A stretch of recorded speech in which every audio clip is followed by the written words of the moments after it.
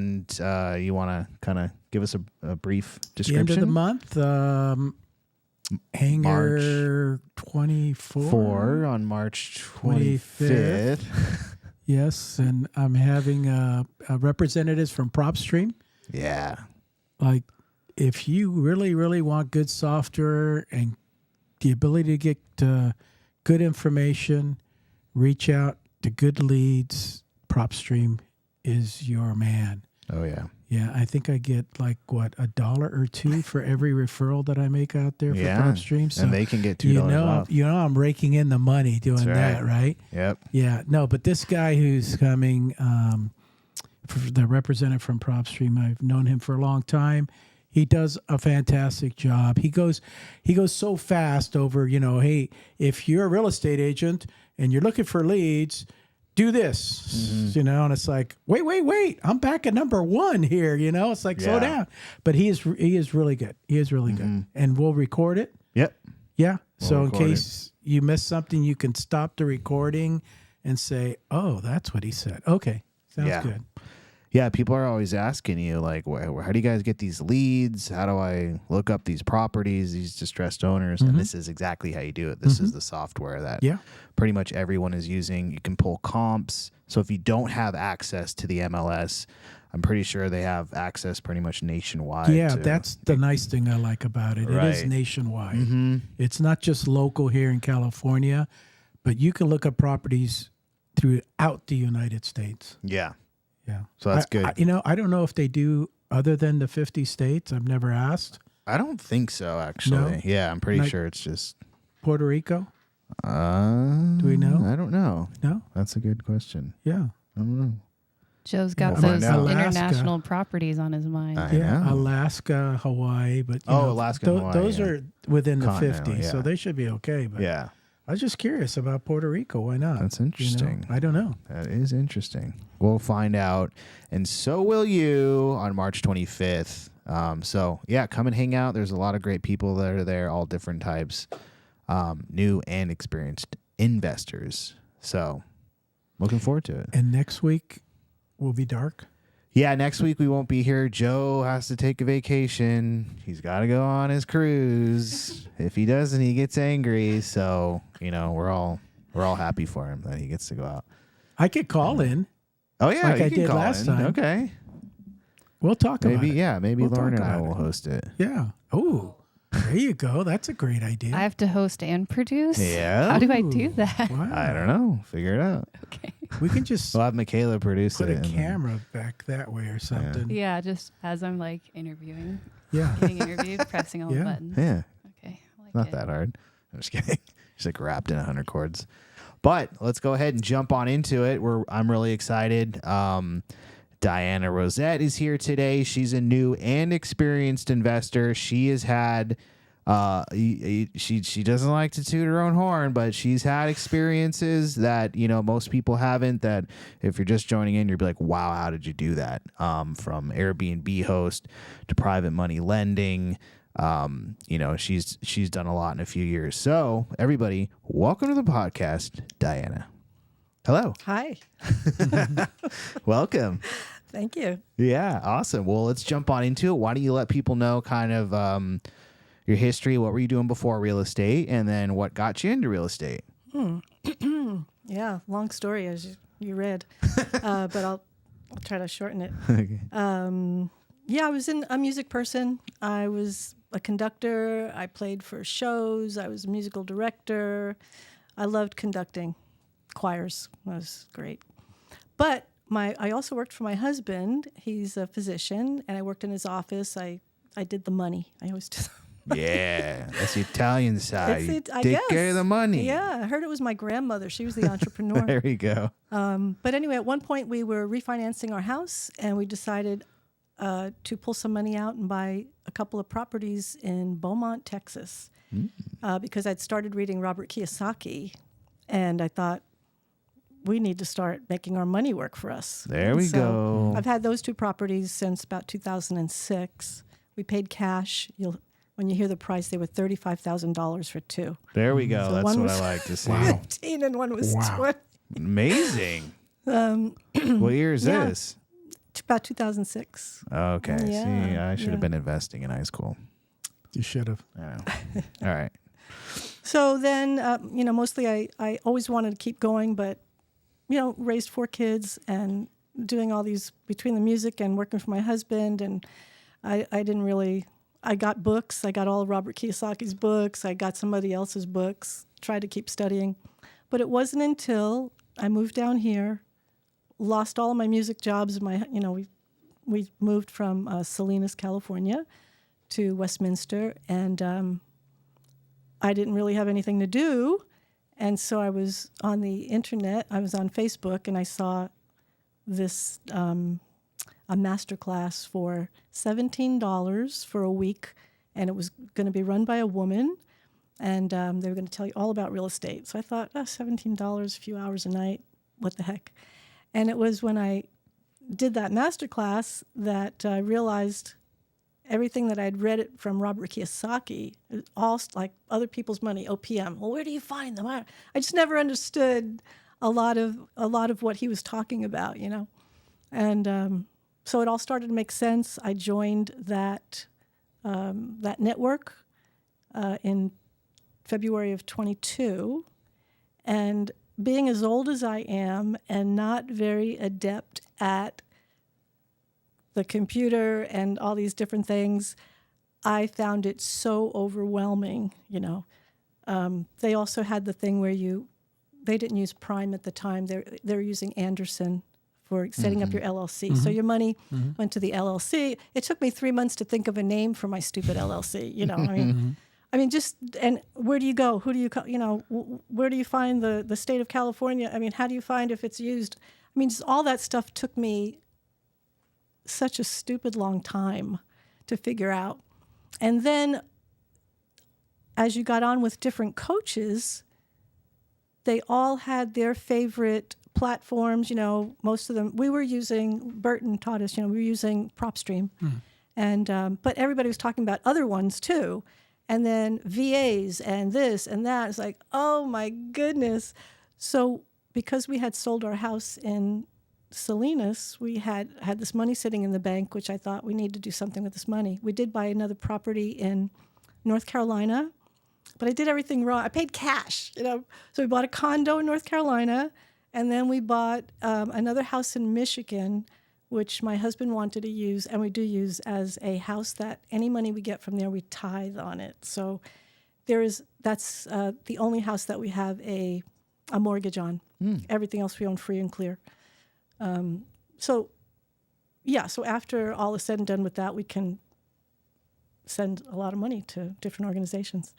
And then quite a few years ago, I got into tax liens. Right. Everyone goes down that hole. Oh, gosh. But I did it the wrong. I heard there's another way to do it. I did it not in a very good way. I joined a tax lien buyers club, and then I paid all this money and got all these liens in Florida. Some of them came to fruition, and I got paid for them. And then 3 of them, then I found out that if no one paid it off by a certain date, that I would lose all my investment. So I said, well, what am I supposed to do? Well, you can apply and pay for it. So, thank God I was a saver, because it cost me another $25,000 to pay all the liens. And then I acquired the properties, and they went to they sold, they were going to auction. Right. And maybe one sold, but I ended up with 3 properties. So here I have 3 properties now that I'm paying taxes on every year. There's no house on the property. It's just, the swampland. Oh, okay. Ooh. I was like, well, maybe you could get a renter in there. Yeah. No. Someone pays Couple someone. of ducks, No. Yeah, really. Yeah. Ducks, maybe. So they were in Port Charlotte and Punta Gorda, Florida. Oh, interesting. So a couple of years ago, my husband and I took a trip there. We wanted to actually see what we had. Was that like anticlimactic rolling up on it? You're like, here it is, honey. Yeah. It's just like a gator in the. So one of them was a double lot, and it was actually in an area that was getting developed. Nice. So we knew that was good, but I should have held on to them. So we ended up selling those 2 for $30,000. Today I probably could have gotten $60,000. I don't know, but Okay. Sold them for, I made money on that. And then we had another one that there's this thing, scrub jays. So in Florida, if your land has scrub jays, you have to pay the city or something, and they have to come out and they have to save the scrub jays. I think is it a turtle or a bird? Well, I forgot what it is.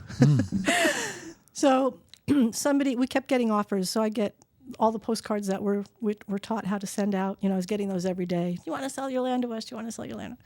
So I told my husband, I think maybe we better get rid of that one because we might have a problem. But we sold that one for 10. But I kept Punta Gorda. Mostly it was the worst one. The street that it was on wasn't even paved yet. Mm-hmm. So anyway, I still have that one. Oh, nice. And we're trying to think of, something smarter to do with that one. So anyway, I got into the private money lending. I really regressed there with all that stuff. But so because it was not easy for me to figure out all these systems and how to get going. And I did a little bit, with PropStream, I pulled some lists and I sent postcards. I did a lot of cold calling. I just didn't do big enough lists and all that stuff. But I thought, I can lend money. So I started doing that. And I've done about 8 deals, right? I think I'm up to my 8th loan. And many of them went well. And then the last couple, I had some big problems with. One, fortunately, I was a first lien holder on the property. And I did get a lawyer to make sure my paperwork was in order because she stopped paying me my interest every month. And then she couldn't sell it and she couldn't refinance it. It was a condo in Canyon Lake, and she wanted it as a short-term rental. I knew from the beginning, talking to her, that she was a difficult person, and I should have walked away then. And then it was not a 70-cent. It wasn't even an 80-cent deal. She paid full retail price. That's a no-no. Don't do that. Anyway, long story short, I ended up doing she did a deed in lieu of foreclosure. I had a great lawyer, and she worked to make sure I had everything in case we had to foreclose. But fortunately, she did give me the property. I had to spend more money to get it fixed up because she hadn't done that well, and my agent didn't like the way it looked. And not only there was black mold in the garage. There were dents on the outside. She liked Santorini, so she had painted the cabinets that really bright blue, and the stairs everything was this blue. She said, no, we've got to change it. So and she hadn't paid 2022 taxes. So it cost me another bunch of money to do all that. And then we tried to sell it. Very shortly after we put it on the market, another one next door came for sale, and they dropped it like $20,000. And I thought, I don't know. Anyway, ended up keeping it because we couldn't sell it. We tried for the whole summer. I think I finally got a renter in there in October. So, and I have a very good management company for that one. So I'm making money on that one now because I own it. There you I go. paid for it. I own it. Exactly. And so now I have 3 properties in Texas. I have the one in North Carolina. That's doing very well. And it just came up to market rent in that one when somebody moved out. So that was good. And then we have our property in Michigan and the piece of land in Florida. So right now I just have a loan out to a local person who was on your show not too long ago. And I'm glad to be working with somebody local. I think that's going to be, as you told me, Joe, when we met, keep your money, in California or near you. That's exactly what he sounds like, too. So I'm glad to be working with him. I hope that he had to just extend, but I think he's okay. He's a nice guy anyway. He's a nice guy. So we'll see how that goes. And another deal has not worked out very well in Massachusetts. It was it was a tear down. Newbies, don't do tear downs. Big mistake. Yeah. Got hung up with the Historical Society. It got hung up. Then I guess there was this other year hold period, which my partner tells me that she informed me of, but I thought, why would I have stayed in this deal if I knew I had to pay the hard money lender $9,000 a month without anything happening? Oh my gosh! Wow. So I'm into it. I'll tell you, $332,000, and it got foreclosed. Oh no! And because I JV'd on the deal, it wasn't a PML. I was a JV, and so she tells me she doesn't owe me a penny, and we were still trying to figure out what to do. She was trying to refinance. She was trying to find another partner. She kept telling me, if we don't hold on to this and you don't keep paying the hard money lender, you're going to lose everything. So I kept paying over the amount that I said I was going to loan. And so I made a lot of mistakes on that one. And I'm very fortunate that my husband isn't going to kill me. He still loves me anyway. Said we're going to die and not take it with you anyway. So True. What are you going to do? Yeah. So just trying to move forward with all of that. That's it. And this is one thing that's like I love about Diana is like so many people come in here and they're like, oh, I want to try this, I want to try that, and they never do. They just talk about it and pontificate forever. They'll call me like 8 months later. I'm still thinking about it. I really need to start doing it. She's just going out there gung ho. Like, okay, you're making mistakes, but that's literally the only way to learn. You know, I mean, you can educate yourself and all that kind of stuff. And maybe it comes down to like vetting people now, you know, and all that kind of stuff. But the hard part about that is like you're meeting these people in these meetups and they're supposed to be a part of these groups. And so you're taking people's word and assuming they're good. I've learned from Joe never to trust anyone. Thank you. So that's how long ago did we meet? Because I remember we met in Mission Viejo, I believe it was. I took you to lunch. Yes. How long ago was that? You know, it could be. Well, it was after we got started together. Yeah. It could be a year ago, but a little less than a year ago, maybe 8-9 months ago. So are you wiser after you met with me? I'm going to say yes to Thank you. Joe's fishing for yes. That's the correct answer. Ding, ding, ding. Yeah, because I remember the conversation you just had. I remember that. I remember your husband being a doctor and stuff. And I was very impressed, like Alex, is that you were actually out there doing things, you know. He's right. It's so many people, you know, I want to do this, I want to do that. And then I don't hear from them again. It's like they're gone, you know. So. Well, I didn't do a whole lot of I was still overwhelmed, and I still had these two big things going on last year. So I can't say that I listened to a lot of or I did read some of it. Like you sent me a lot of stuff. Like, wow, this is amazing, you know. Yeah. But once again, it was like, oh my gosh, I need to concentrate on this first. And then of course I started calling for Alex, and I thought, well, I'm doing it. I don't need to keep reading about it. I need to do it and get firsthand information from Alex and Chad, like how to improve and, you know, what to do, how to talk to these people. So that's been really helpful. Good. Excellent. That. Yeah. And she's good. You're good on the phone, just talking to people and, you know, talking to sellers, talking to agents. Like you've done it all now at this point. So do you talk for hours and hours on end like he does? With the people on the phone? Yeah. I probably have those half-hour conversations. Yeah. Because, you know, that's the thing that the reason why, when I got in with this other group, it's called REIN, WREIN, Women's Real Estate Investors Network. The woman who led it and who still leads it, she really talked about helping people and how when they're in these situations of these, you know, pre-foreclosures and they're really going through a rough time. And even the girls I helped fund their flips in Ohio, one of the first ones they did was this man who was about to lose his house entirely, and he was disabled in some way.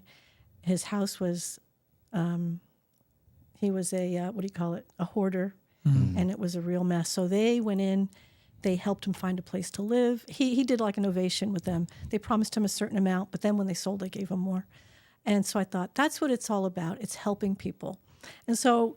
Really, the last few calls that I was on, these people are going through divorces, and this his wife was deployed and she cheated on him, and he's still living in the house with her, and I mean, just real sad stories. This other one, the wife ran off, and the mother now wanted to sell her house so she could go move in with her son and the kids to help him with the kids. Like, so I talk to these people, and Alex just does try too. to let Alex them. is really good.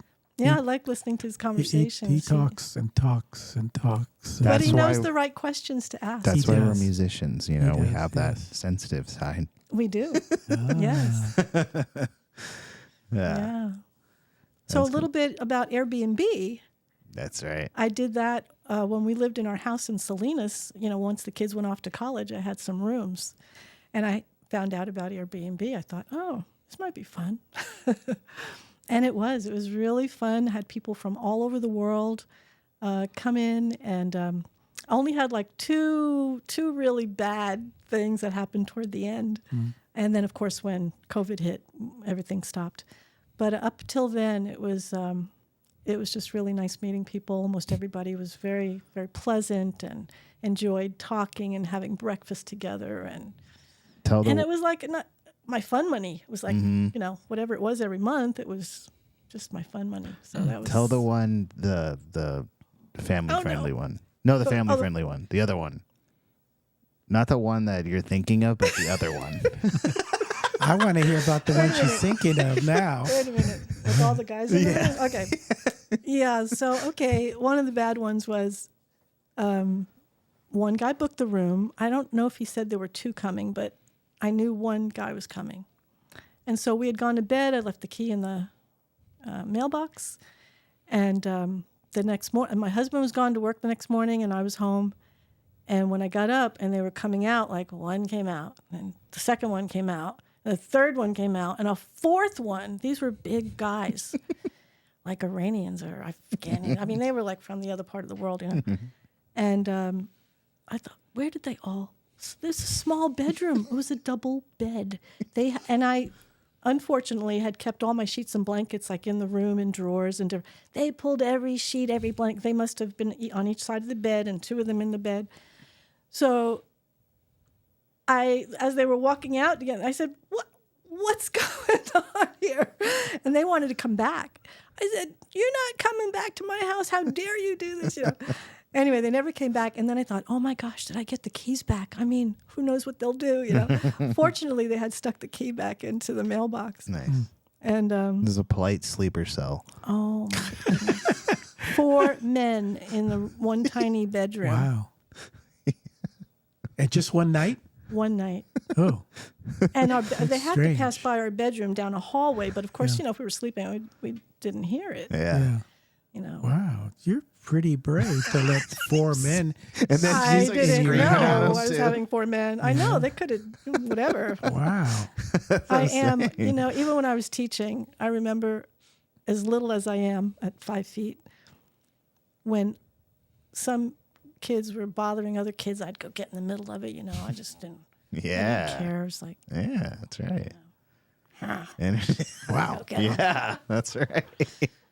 I love that. It can be tough. I had to take her to do the door knock. I know. Yeah. Yeah, she'd be good. I like door knocking. Yeah. This is a renter that's not paying. No, I have a daughter who can do that. She's really good. Oh yeah, she's tough. I take Alex. He loves it. He loves it. Yeah, he loves it. It's fun. It's fun.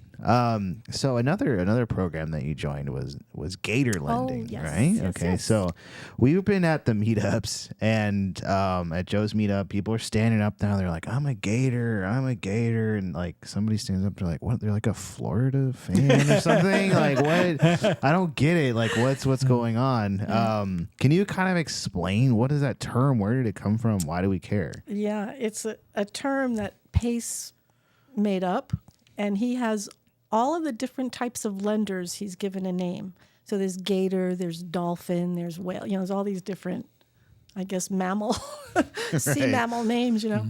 And so I did join Gator because as I heard about that was for short-term loans, EMD, double closes, those kinds of things. And I think, you can get your money back the same day. You can get your money back in 2 weeks. And I thought, I'm tired of these 6 months and a year and waiting for my money to come back, and some of it's not ever coming back and stuff like that. So So I decided to join Gator. I did all the trainings. But because I was in these other two things last year, I was trying to clear up the Canyon Lake and the Newton, Massachusetts thing. I couldn't do all the work to connect to find Gator deals. It's not so easy to find people who need $5,000 for an EMD. You know, you have to put the work in. That's either calling title companies, it's calling lawyers, you know, in the states that have lawyers that close, and you need to find ways to have people find you to do EMD. I really like the closes, the double closes now. So with Gator, you are not a PML, you are you JV with the wholesaler. And so a Gator is you're taking a big chunk. So they couldn't close that deal without your EMD.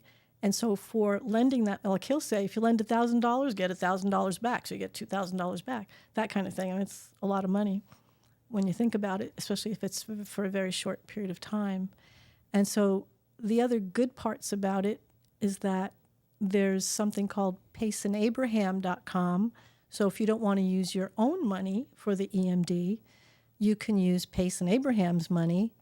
You submit your deal to them, and they will fund it for a fee, but they'll also go over all your paperwork and make sure everything is correct, you know, that kind of thing. So you could do that. And they'll do the double closes as well. So that could be a whole lot more money, but they'll do double closes. And then we have something called Alpha Gator Funding, where it's like we're what's that word? When you hook up with Amway or not Amway, Amazon and you an affiliate. Yeah. So it's really kind of it's an affiliate program. So I have my own landing page for that. If anybody wants like a hard money loan, they also do like 30-year hard money loans. Like investor loan, like DSCR or whatever. They do all of that. Okay. And or for flipping or for but it's much bigger loans.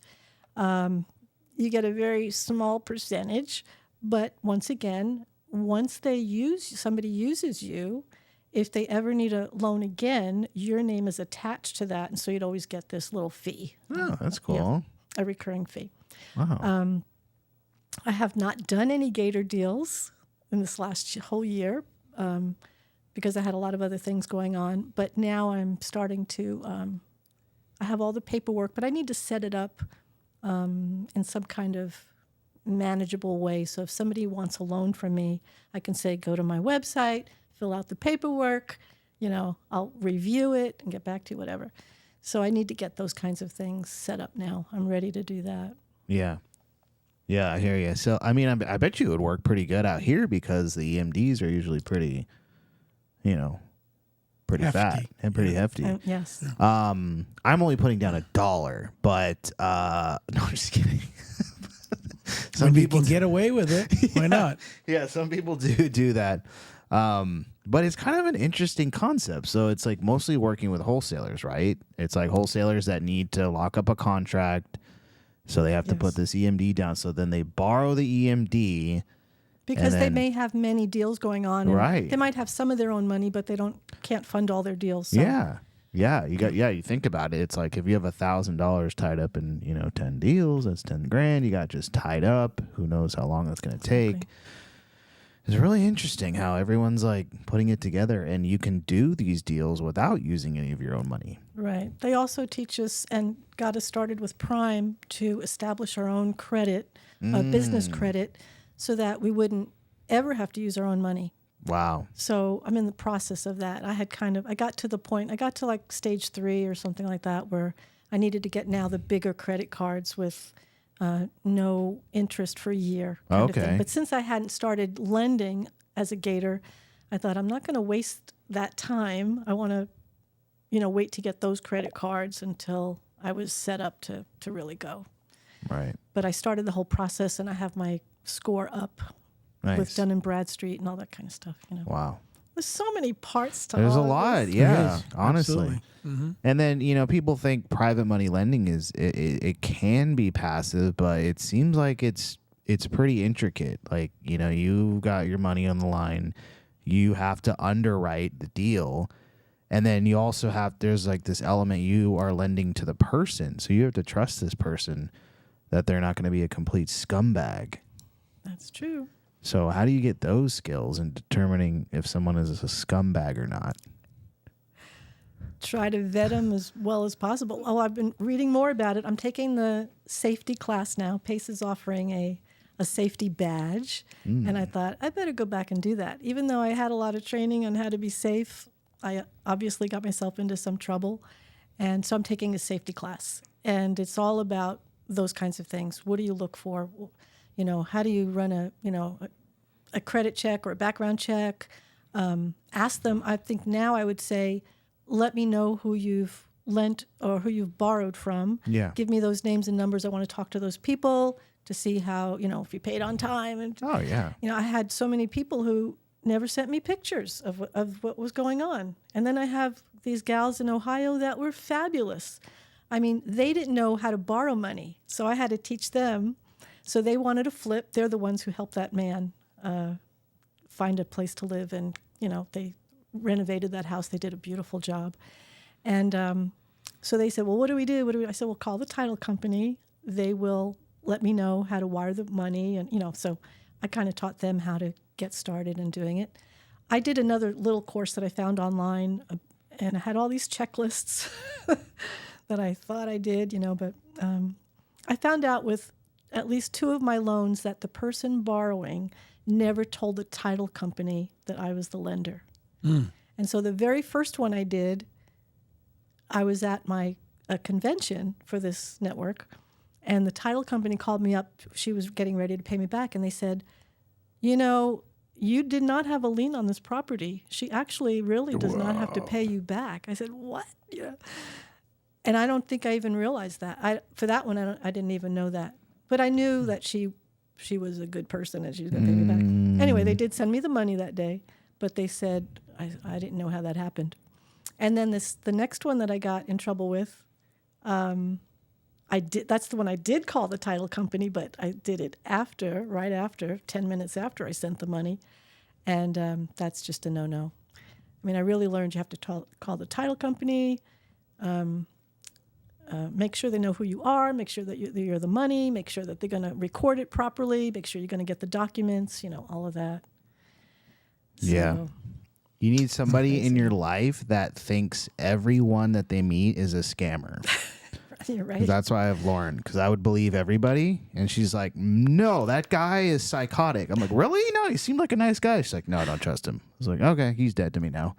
So it's good to have that. Otherwise, it's like, I'm going to just take you for your word, which is the dumbest thing ever. But it's you live and you learn. That's what they say. I have a friend who said, you just got a very expensive education. Yeah. I said, Yeah, yes, exactly. I did.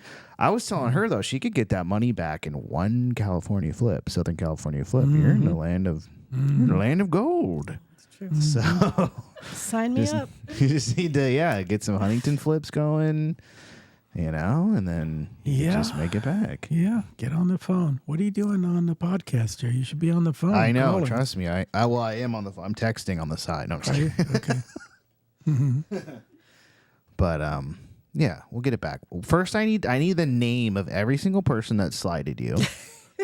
I'll handle it. Okay, you don't need to know anything. You're not gonna I'm just gonna blacklist them. Yeah, we're gonna blacklist them. We're gonna handle it, and then I'll make sure that they repay you. Okay. That sounds good. Yeah, because I think it's just you're too forgiving. You're too nice. You're too forgiving. I know. You think everyone has the best intentions, and I know fault. that because that's how I am. So, but you can just get it back. You just start making profits and just get it back. That's simple. Do 3 wholesale deals a month for $30,000. There you go. That a year. Well, there you go. You are, yeah. You've already planned it out. That's good. I mean, what's on the horizon now? So you started You got some private money deals going on. I have one private money deal out of my because I moved my Roth IRA into Quest Trust, so I can have a self-directed IRA. Nice. And I like that. I should look around for other ones because they do have a lot of fees. But the one good thing is, before they release any money, they will look over all of your paperwork and make sure that everything is in order. So it's like another set of eyes. And I do want to get my Gator thing going. And so because I really don't have any social media things out there, I'm working on now. I put out a request on a couple of my networks for someone to help me get something set up so I can be a little bit more organized with my paperwork. And if somebody wants to borrow, I'll have everything online. Fill this out they don't want to fill stuff out. I've done that with all the other people. I'd email it to them, please fill this out and send me, a copy of this and a copy of that. Half of them do it, half of them don't. It's just, so I need to get more hard-nosed. Okay, we don't want to answer all this stuff and send me what I need. Find somebody else. Don't chase them. Don't chase them and don't do it. Don't do the deal. There's so many people who need to borrow money. Right. It's never a problem. Exactly. Yeah, no, absolutely. I mean, it's like, if you can't do step one, this is all a vetting process in itself. Right. You can't fill out a form, but you want to borrow like X amount of dollars. You're done. Do you want to do what? Yeah. I mean, well, how long? Because we got a lot of flippers that listen to this. 4 months, 5 months, is that too long? Or are you willing to? Oh, to get started with the Gator? With EMD? Well, beyond Gator, beyond EMD, are you still willing to like fund on flips and stuff?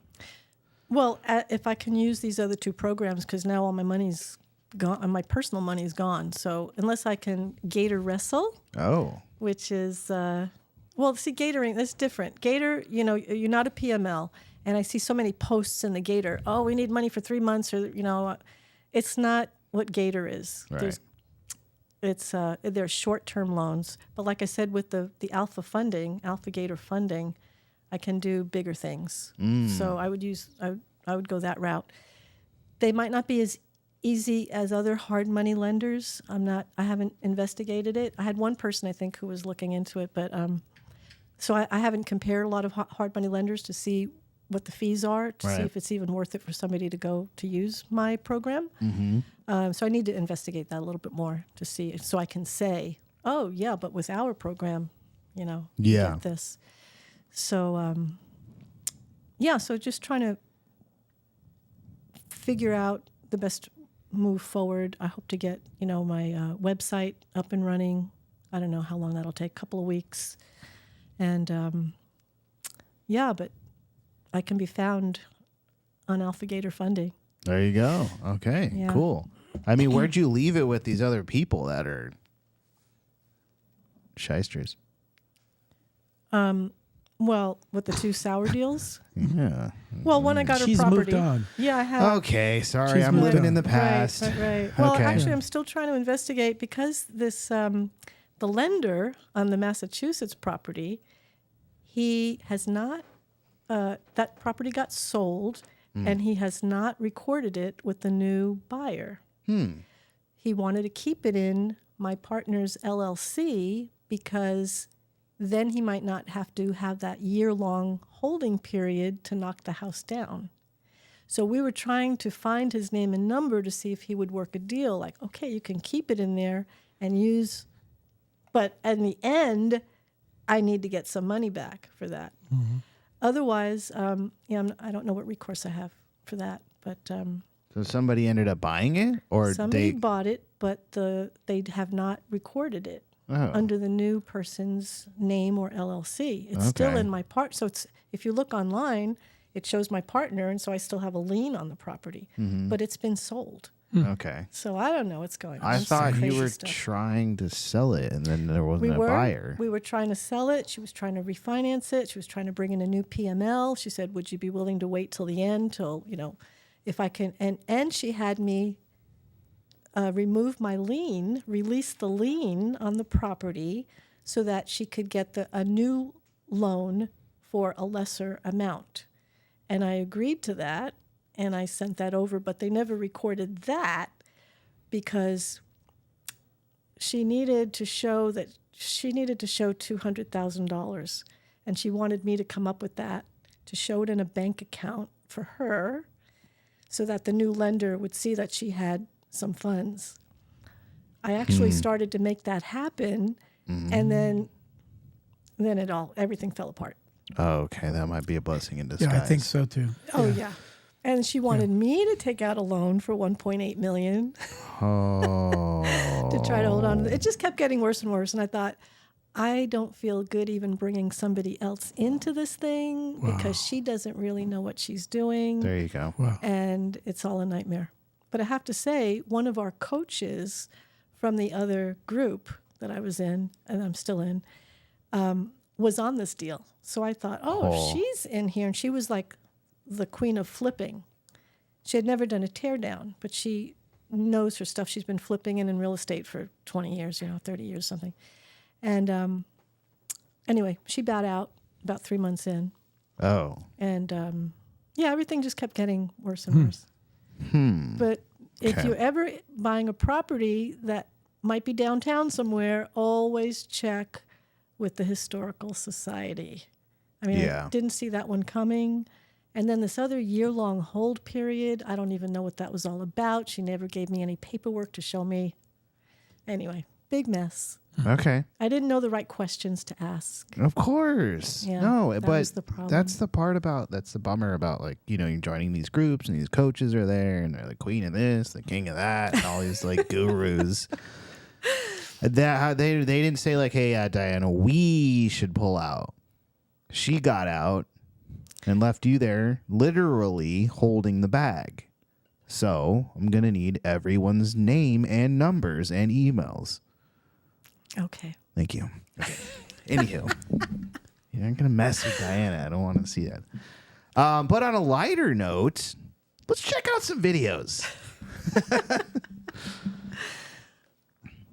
What I love is that you're keeping going. Yes. As a private money lender, I like it. You should never put your money into someone else's bank account. If God came down from the sky himself and say, hey, Godric, take this $1 million to fund your next deal, I would say thanks, but send it to the title closer attorney office. As a private money What are your thoughts on that? That's it.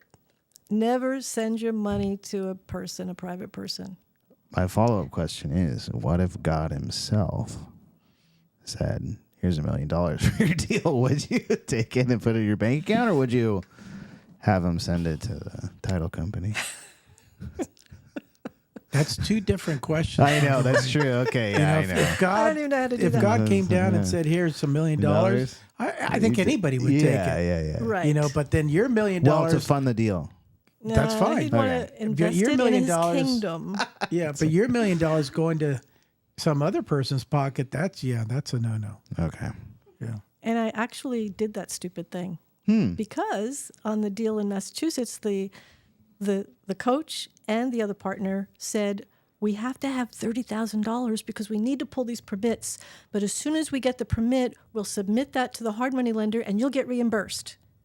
I never had. I sent them $30,000. Wow. I'm doing an investigation. That's it. And then I don't think we ever got the permits. I still don't know. Yeah. No, they're being watched. I have to say something really funny. The person I was a partner with, she's from Nigeria. Oh, God. Is she a princess by chance? Oh my God. And she has $1 billion locked up in an account, but she needs $30,000 in order to pay off unlock it. the bank. Right. And as soon as she gets it, pay the guy off at the bank. Yeah. Ooh. But never. I mean, I always sent my money to the title company, but I did send it to her. Of course, because they're like, hey, Diane, we got to get this. And it was the coach. It was the coach. Yeah, of course. Too. Yeah, they're losing credibility. They are. That's a bummer. So I'm going to join, dressed up as a woman, and I'm going to expose everyone. What do we got next? Here it comes. Okay. Here are some of the worst houses to buy as a long-term investment property. Here's an example of a property here that is way too nice and is also in a very expensive neighborhood. So in order to cash flow, you usually have to put down 50% or more to cash flow in a very expensive neighborhood. Here's an example of a property here that's still relatively very nice still, but it's in the area you got that's actually the price point very lower. And in these areas, the rent is also very low.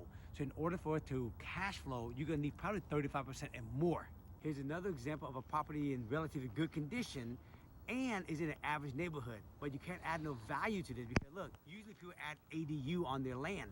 Well, there's no more land to this property, so you can't add any more value. So this is why this deal is not a good deal either. Here are some of the worst houses. Okay. Interesting. Joe, do you agree or not agree? I totally agree. He's obviously in California. Yeah. Yeah. Nothing cash flows here. Mobile homes, maybe. Maybe a mobile home. You think so? I don't It's know. not worth the tenants, but Yeah, I was going to say, let's talk about your tenant situation. Or maybe the sober living ones. Those are problematic as well with the neighbors and stuff. Yeah. when you start involving people, it just gets Yeah. messy. But You wouldn't want to live next to a sober living house, No, would you? Yeah, I don't no. think so. No. Maybe a home for elderly people would be acceptable because there's not a lot of traffic going in and out. true. They're inside in their bed sleeping. Yeah. Yeah. But yeah, not a sober living. No. Sorry. Yeah. I mean, I know it cash flows really well. Yeah, I don't know But- if I'd want the headache, so Oh, no. Mm-mm. We have to have somebody that you can trust to run it. I don't know if that person You exists. want to run it? No, not me. Why? Just saying. You're trustworthy. I'm guy. trustworthy, but I don't want to run it. But I bet you she would be on the phone all the time taking care of your problems. Sure. Yeah. He's not allowed to property manage anything. Oh. Yeah. You live and lost you that learn. ability, I huh? lost my privileges to property manage. Wow. Day one was like, yeah, go ahead. You call me with anything. Yeah, that was right there. Yeah. Done. Yeah, no. She's just like, okay, I'll call you with anything. Getting calls like 3 a.m. There's a sound outside. I don't know what to do. Are you out there? Like, I literally got that text at like 3:30 in the morning. Are you outside right now? I can hear something outside. I'm like, uh-oh. I think we have to cut the details there. So. Yeah, okay. All Okay. right. Yeah. You have another one? Yeah. Yes, we do. It's a sensitive subject. Yeah. Feel free to use the DVD player. I have plenty of DVDs. Breakfast Club, Yumi and Dupree. It's fine if you have to wake up early. I don't sleep much these days. All I ask is that you please don't lock your door. Because it's a fire hazard. Let me show you the boiler room. No, I should really show it to you. Don't go near my lizard. He's in a very bad mood. Anything else I can get you? Please don't go in there. That's my private room. I wish you well in life with your husband, and thank you for staying with me. Feel free to use the Could that have been one of the 4 guys that spent the night at your house? No? You sure? Because that was creepy. Yeah. That's what I. Oh, that's yeah. I just thought it was funny. I can imagine that, Yeah, Really? Especially if you're staying in someone's house. I mean, I'd stay in Diana's house because you're probably like, good conversation, talking about traveling the world with all these people. Then you show up at this guy's house the next day because you don't know who the host is. What kind of medicine does your husband practice? Well, he's family practice, graduated UCI, but then after, so then we went to Salinas for three years of residency for family practice.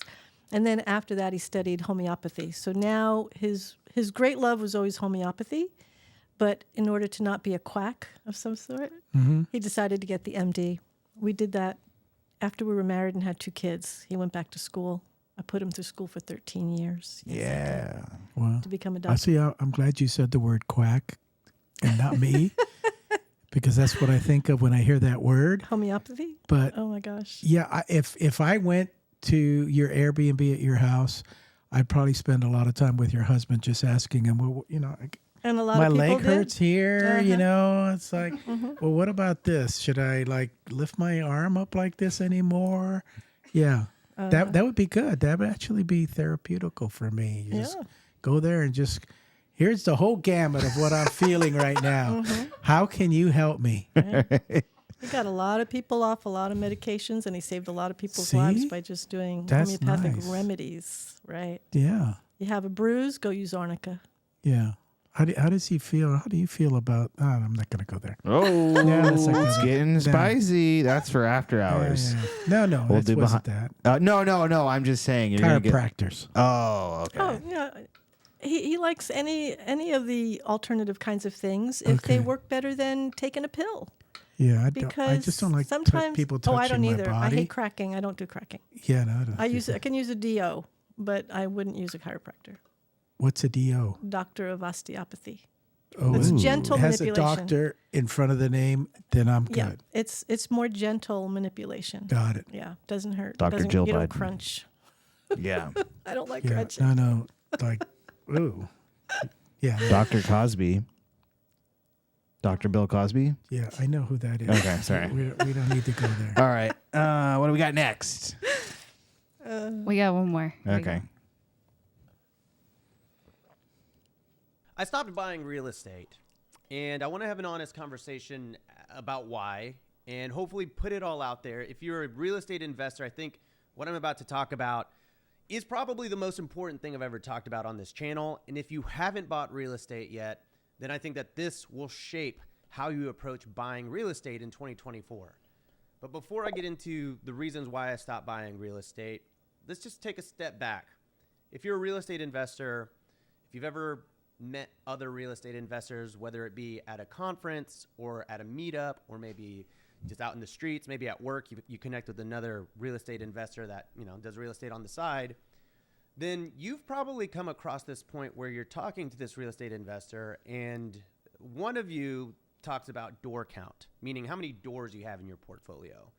And if you're at places like meetups or conferences, that's probably good. The main introduction. I just kind of wanted to touch on, people have this idea right now of not buying real estate in 2024 because one, the crash is coming.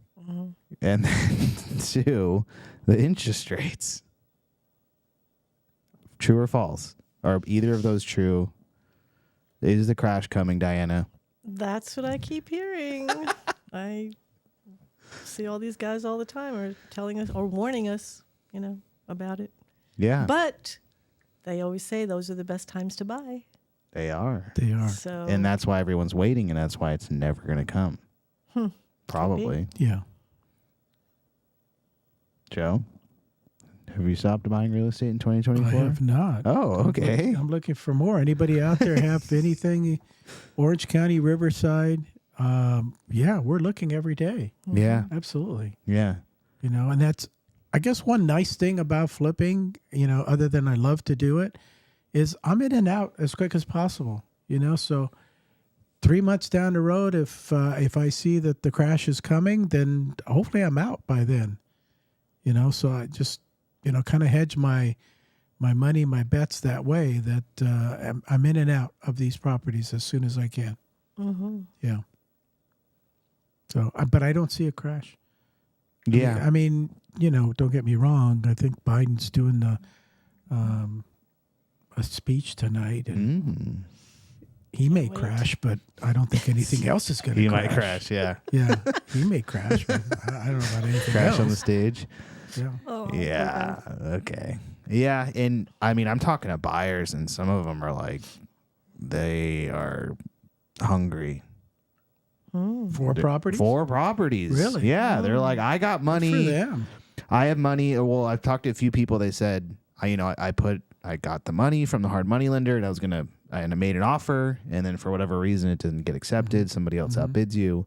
So they're like, I've got this money sitting here, so I need to buy a property today.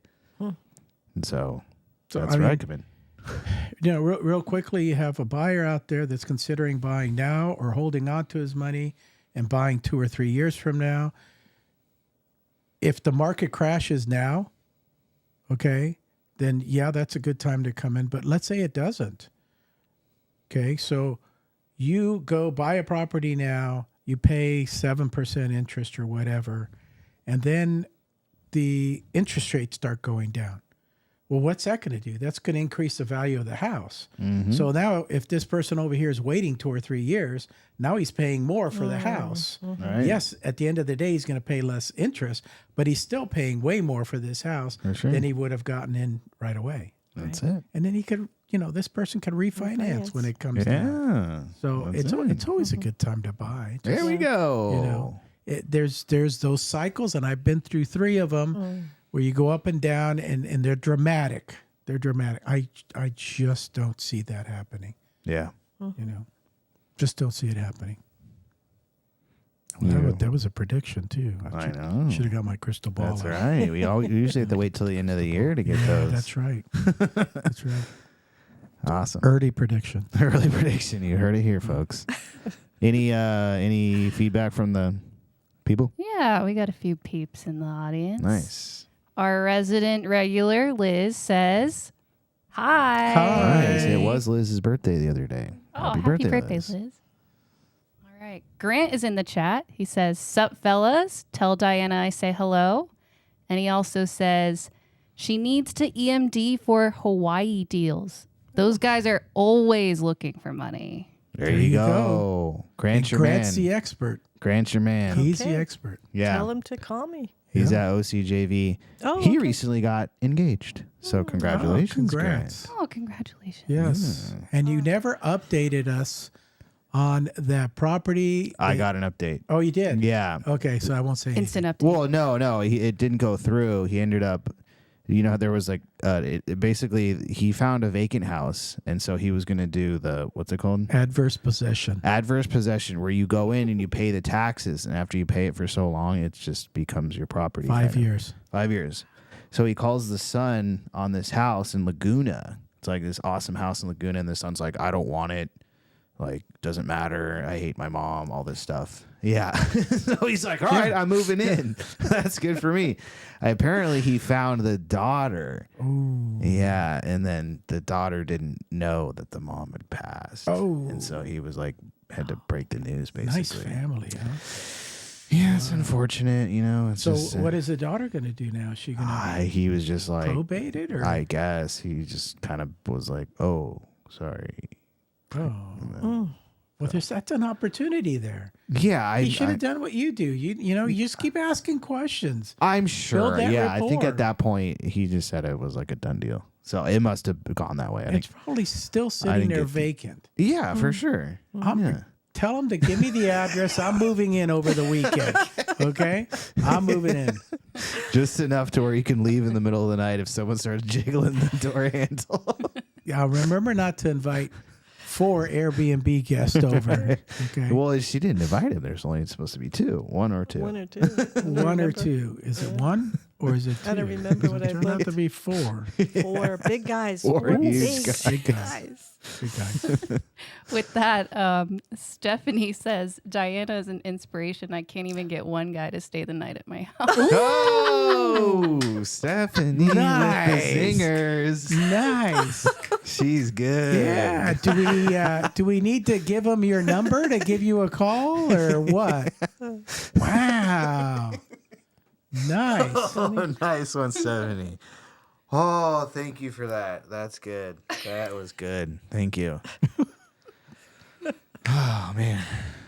That is all. Okay, perfect. That's a lively bunch tonight. Yeah, I like thank it. you.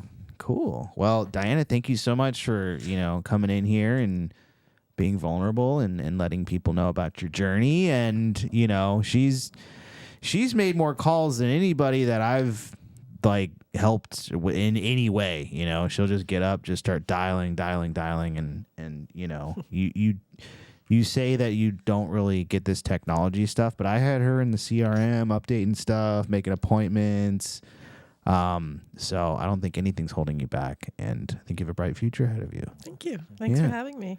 Absolutely. Thank you for coming in. And if you guys are, looking for EMD, earnest money deposit, if you're a wholesaler and you don't have it, and that's the one thing holding you back, you don't have any excuses here. So reach out to Diana. What's the best way? Probably right now, either my regular email, DianaRosett@gmail.com. Okay. DianaRosett. Or if they want to look at a bigger loan, it's that dr.alphagatorfunding.com. Nice. Yep. You can get funded. So Yeah. money is not an issue, people. Nice. Cool. Yes. Yeah, and we're gonna figure out next week, so I'll keep you posted on that. Joe will be gone. We might have a call-in show. Maybe we'll have you guys call in and do some, like old school radio show like that. Maybe we can find a man for Stephanie. Yeah, we need to make that on our list of things to do, at least by Q4. Not? Yeah, I think that should be one of our goals. Yeah, at least by Christmas, Maybe I'll bring one back. How's that? There you go. Nice It's Mexican man. Yeah, there's like 8 million here, so it's like okay.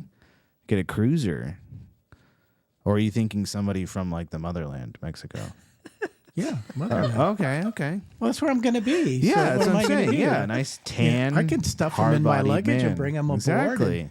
And, just pop them out. You can just walk over. He can walk around. It'd be just like another crew member. There you go. You guys are way off the rails. All right. Let's wrap it up. Okay. Thank you guys so much. We always love spending the afternoons with you on Thursday.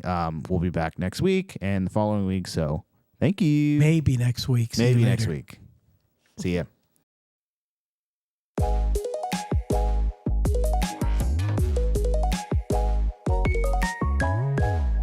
If you want some more advice on real estate investing, reach out to us one-on-one.